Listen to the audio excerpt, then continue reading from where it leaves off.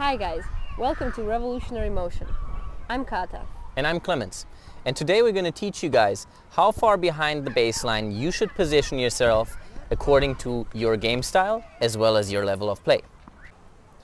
So the first thing you need to ask yourself to answer the question of where to position yourself behind the baseline is, how good is my level of play? If you are a very beginner player, you probably shouldn't position yourself very close to the baseline, contrary to what you probably heard from a lot of coaches.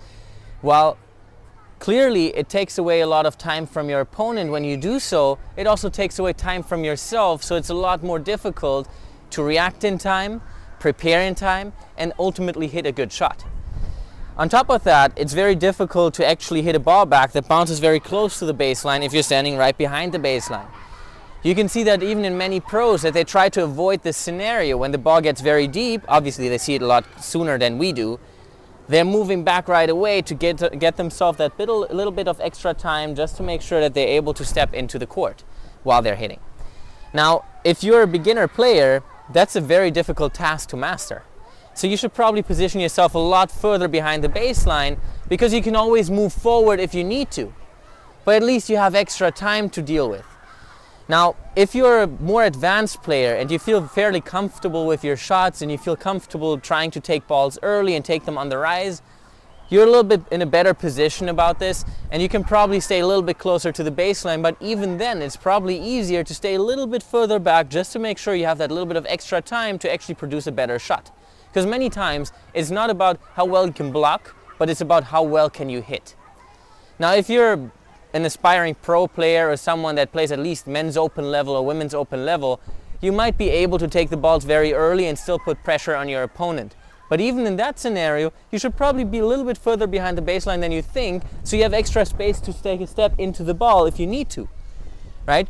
That makes it a lot easier for you to control your shot and still put pressure and power into the ball to make your opponent run.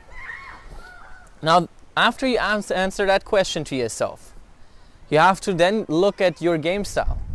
If you're the kind of player that actually are behind the baseline in rally, unless they're on the offense and they're actually trying to gain some court position here and attack because they know that their opponent won't hit a deep shot. Now, if you're the kind of player that plays more like a Cameron Norrie, for example, or like an Adrian Manarino, right? Those players play the ball a lot flatter, they take the ball more on the rise, and they don't have such a big swing. They keep their swing a little bit shorter and a little bit more compact. If that's the case in your case, then you should probably stay a little bit closer to the baseline and practice that a lot more, because these kinds of players cannot create enough power and enough forward force in their shots to put an opponent under the pressure if they're very far behind the baseline. Their shots are simply not hard enough.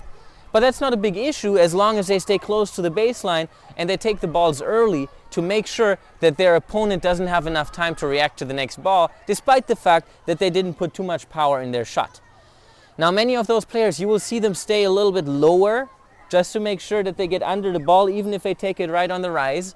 And that's how they get a lot more control in their shots. If you're this kind of player, you should probably work on staying a little bit closer to the baseline.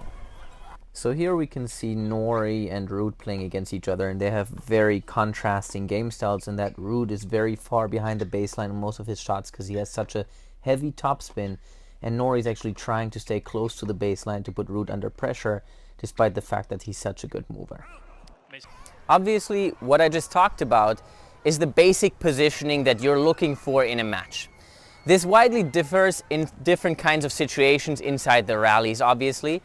And this is another chapter to this whole story.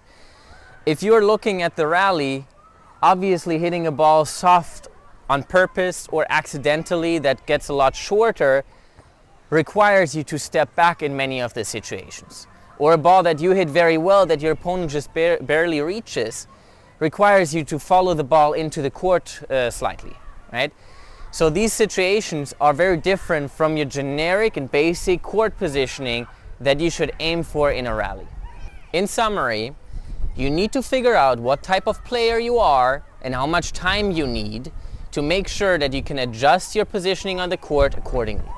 Try to figure out what position works best for you.